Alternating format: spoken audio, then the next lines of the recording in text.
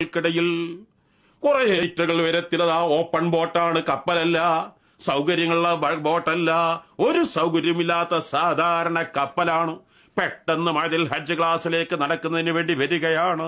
അതാ കടൽക്ഷോഭം വളരെ വളരെ രൂക്ഷമാവുകയും ഇതാ മരണത്തെ മുഖാമുഖം കാണുന്ന രംഗം, മരിച്ചെന്ന് കടലിൽ മറിഞ്ഞെന്ന് വിശ്വസിക്കുന്ന രംഗം. പക്ഷേ ആ സമയത്തൊക്കെയും വിളിച്ചത് ബദരീങ്ങൾ തപസ്സുലാക്കിക്കൊണ്ട്, ബദരീങ്ങളെ എന്നെ രക്ഷപ്പെടാൻ യഥാർത്ഥത്തിൽ വിരീതൻ മനസ്സുകൾ ഇതിൽ മരിക്ക് വെള്ളത്തിൽ മുങ്ങുക തന്നെ ചെയ്യും. മരിച്ചാൽ ഏതെങ്കിലും മത്സ്യത്തിന്റെ വയറ്റിൽ എന്റെ മയ്യത്ത് നിസ്കരിക്കാൻ പോലും, റബ്ബേ എന്നെ എവിടെയെന്ന് കാണാൻ പോലും മനസ്സങ്ങ് മറിഞ്ഞ സമയത്ത് ഓർമ്മ വന്നത് ബദരീങ്ങളെ നിങ്ങളല്ലാതെ രക്ഷിക്കാനില്ല, എനിക്ക് വിളിക്കാൻ നിങ്ങളല്ലാതെ മറ്റാരുമില്ല, നിങ്ങൾ എന്റെ കൈവിടല്ലേ. ആ മണിക്കൂറുകളോളം നിന്ന രംഗം മറക്കാൻ കഴിയാത്ത രംഗം. പക്ഷേ അത്ഭുതകരമാം വിധം അല്ലാഹു സുബ്ഹാനഹു തആല രക്ഷപ്പെടുത്തിയത്. അതുപോലെ തന്നെ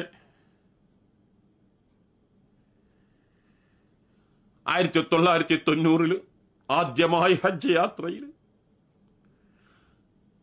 5000-ഓളം ഹാജിമാർ മരിച്ച 4000 കൊല്ലത്തെ ചരിത്രത്തിനിടയിൽ ഏറ്റവും വലിയ ദുരന്തം സംഭവിച്ചു.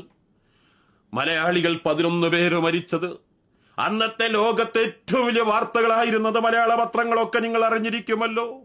എന്റെ കൂടെ ഉണ്ടായിരുന്ന 11 പേരാണ് പ്രിയപ്പെട്ട കരുവന്തിരുത്തി കല്ലറക്കൽ ബിച്ചിക്വാട്ടി ഹാജി, അബ്ദുറഹ്മാൻ ഹാജി, ബിച്ചിക്വാട്ടി ഹാജിയുടെ ഭാര്യ ആദം ഹാജി, റഷീദ് ഹാജി. റബ്ബേ ആ ഖബറുകളെല്ലാം സ്വർഗമാക്കണേ അല്ലാ.